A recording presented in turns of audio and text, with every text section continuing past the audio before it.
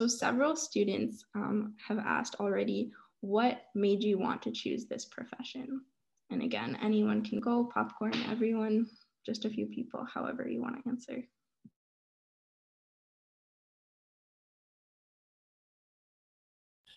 I'll answer.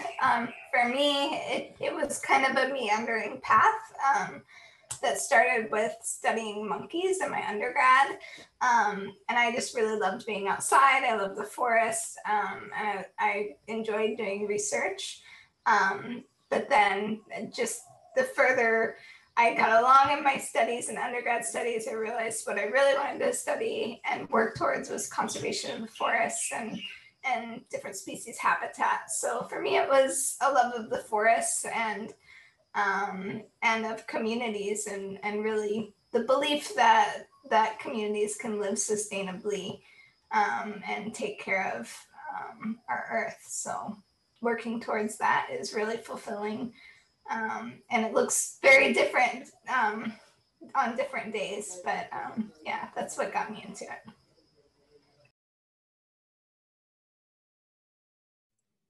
I'll jump in. I think what got me into it was it was a natural path as well. I fell into it through different experiences. I think our lives kind of just take you where you are, and you just have to be ready to go when these doors open. And the doors open for me, but it's always been our responsibilities as community members in any place that we live, especially here in Hawaii, to participate in caring for the health and well-being of the community at large. And my reference to community is people, place, and things. Our natural resources are part of our larger communities for many reasons, historically and culturally. Our places are very much a part of who we are. They grow us and they raise us, and and we exist with each other in that larger community setting. So for us as Native Hawaiians, it's a familial relationship. So very much caring for our streams and our watersheds and our forests. They play significant roles in our lives, and we do in theirs. And there's this beautiful relationship that we tend to in the care of. So it just became a part of the responsibilities that we as community members fill as we move forward.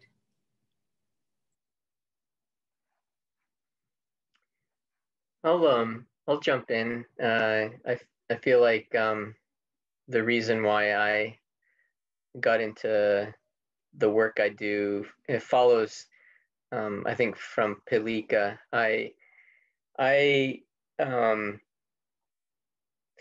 had a trip to Central America for some work, and I was really impressed with how connected the communities I was working with, how connected they were to natural resources, trees and soils, and how important those resources were to sustaining communities. And I was like, wow, this is awesome. I want to learn how to steward, manage, care for resources so that they can provide for people for a long time to come. And I picked my picture in the background here because my wife and I planted these trees 21 years ago, and now they're big trees. And our hope is that these trees can be harvested and used to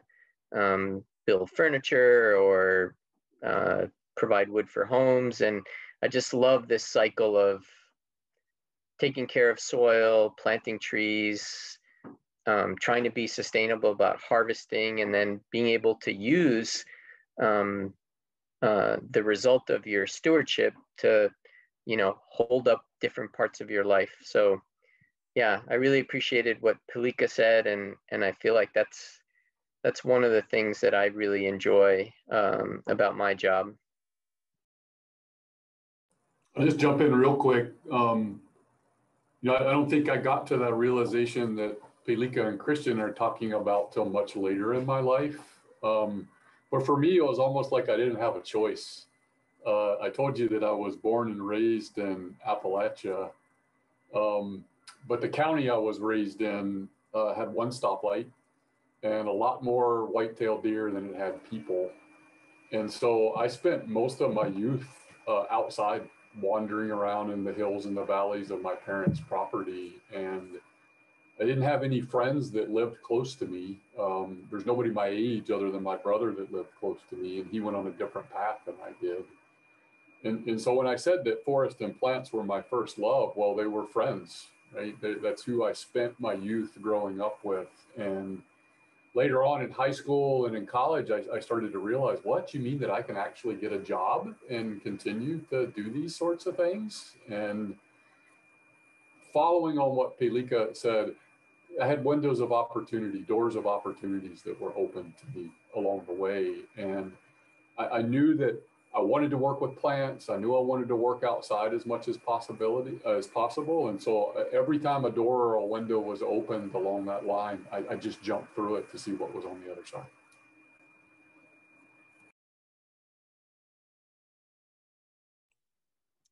We do have some questions from the audience too. So one question from Auntie Schuyler. Hi, Auntie Schuyler. What types of natural resources do we have in Kohala specifically? I can chime in here. So I'm from Hilo and Puna. I'm not from the north side of the island, but when I do get to visit, I'm always blown away with how much water and green and soil you folks have up there on the north side of the island. Over here, when I try to plant a garden or plants or trees, I'm digging in rocks. And so to have soil, I really envy the folks out in Kohala Hamakua area, because you guys have this deep, rich, fertile soil that's good for growing all kinds of things. Yeah, forest plants, food crops, all sorts of stuff. And when I think of that side of the island, Kohala Hamakua, I think about how back in the day and even going into today, that side of the island was known for producing so much food, so much abundant resources for the community. And I think I learned in school, like at one point in time, those areas produced like majority of the food for the population, the Hawaiian people, back in the day. And this was like maybe like 1 million people. I don't remember the numbers, but so much food was being produced. And I think that has to do with you folks being on the older side of the island. So there's been more time for, things to break down, things to create soil. And so because I live on the newer side of the island where land is still being created, soil is not as abundant, but we try. Yeah, we have our own styles of building gardens and things like that. Yeah. We also have another question about what you enjoy about working on the Big Island. And I think this ties into some questions that the kids had too, which from 7th and 8th graders. So what are some of the different environments you work in, and do you only work in Hawaii, or have you been outside of the country because of your job? So maybe talking a bit about where your job has taken you, and also why Big Island specifically, what you enjoy.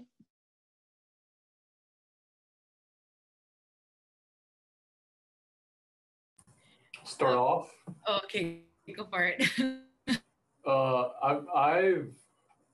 I've had the opportunity to work in some amazing forest and natural areas all over the place. So kind of school and jobs combined have taken me from the deciduous forest of Appalachia to the longleaf pine forest of the Carolina Piedmont region, where I did my master's research, to South America, where I got to work in deciduous and evergreen Nothofagus dominated forest, to the Rocky Mountains, where I got to work in lodgepole pine forest, and then to Hawaii. And even in Hawaii, I get to work on multiple islands. I get to work in dry forest. I get to work in wet forest, lowland forest, montane forest. And I couldn't tell you that I have a favorite because they're all remarkable areas with remarkable organisms in them. And it's one of the things that I love and that inspires me about what I do is, while almost all of my work is concentrated in Hawaii now, is being able to compare what I see and what I learn in Hawaii with these other areas that I've had the opportunity to work in.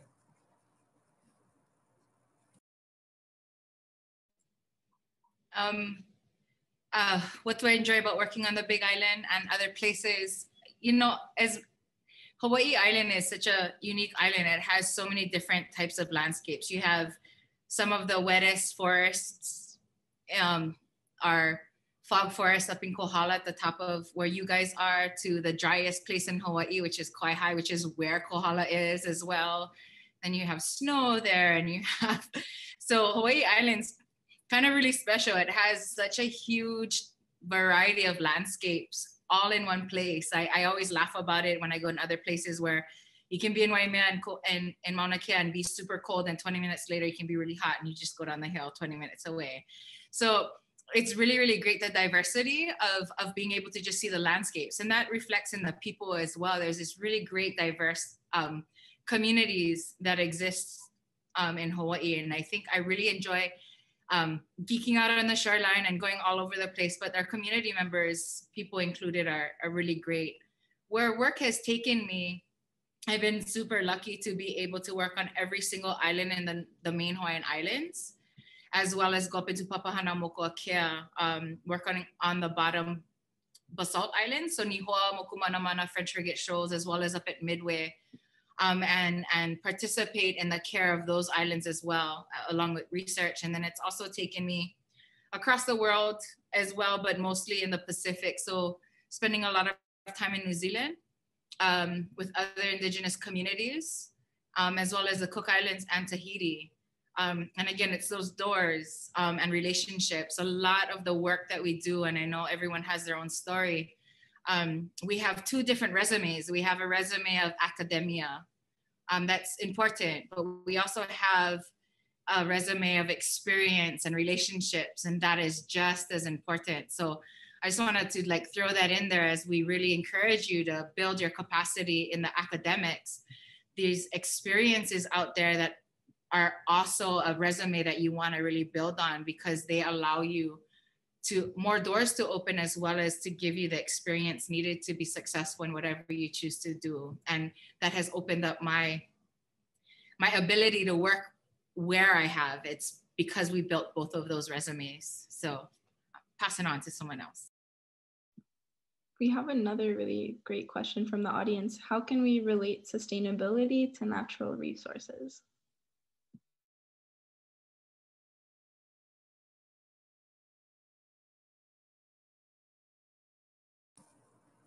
I'll take the first stab. So sustainability is a way of managing natural resources. And I guess at its most basic, what sustainable natural resource management means is that whatever resource you're utilizing, you're doing such at a rate that's less than its natural replacement rate. So think trees. If you're harvesting trees, it's sustainable if you're taking those trees out at a rate that is lower than the tree's ability to regenerate itself. And so really, all natural resource management should be sustainable natural resource management, or by definition, you run the risk of that resource not existing for future generations. I'll just add that it is a very exciting time to be a young person coming into natural resources because of sustainability.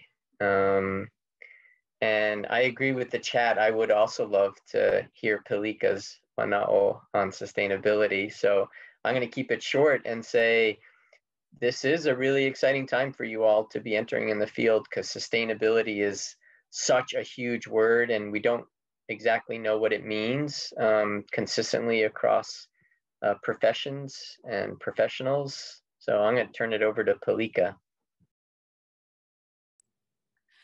And then after, I'm gonna make Kainana answer some stuff too.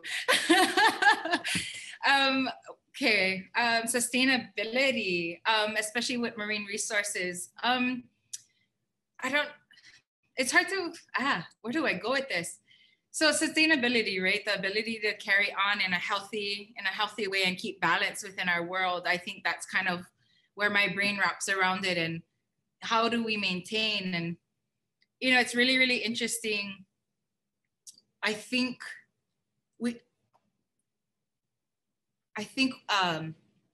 our more rural communities can address it in a different, in like, not all systems work in every place. I think we can start with. There's different solutions for different circumstances. Like Christian was saying, it's really exciting to be as youth and OPO to be coming up into this, because the conversation on resource management and conservation is changing as well. It's starting to shift into a more applicable place in the goals of what our communities are needing for sustainability, and not an idea of what sustainability means to us, as I think on a more mainstream conversation, as we start to see the destruction of the world. If that makes any sense. A lot of conservation and management for so long has been really trying to counter a lot of damage that we've done historically, especially through the building of technology and of you know, oil and cities being built and polluting our rivers in big ways, and in places where a lot of people are concentrated, right, in our city centers and our urban life.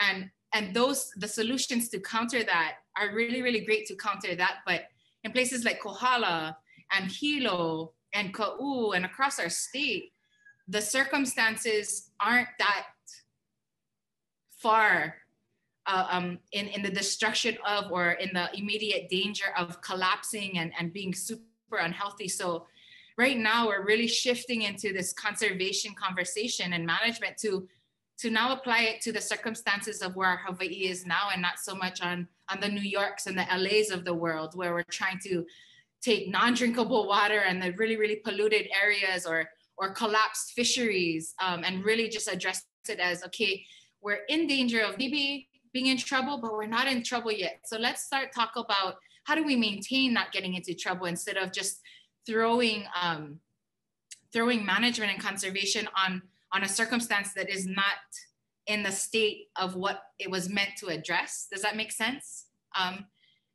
For everybody, I think, on our audience. But you know, as you guys come up, it's really, really important as community members to be a part of that conversation, because the information that we gather as institutional researchers, you guys know already, really. It's just documenting in a certain way and being able to express it in a way. Like, we find most of the information is buried in the conversations that we have with fishermen, if we're talking about fisheries, with hunters, if we're talking about terrestrial management. And you guys, that exists within our families, to know the behaviors of. So, you know, and that's part of the cultural connection as well.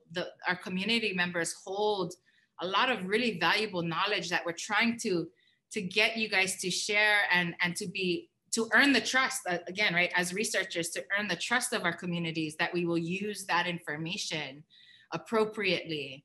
And that's another lesson that this next era of conservation and management has really been able to bring into daily mainstream kind of conservation. And that's kind of really beautiful, because it didn't exist 15 years ago.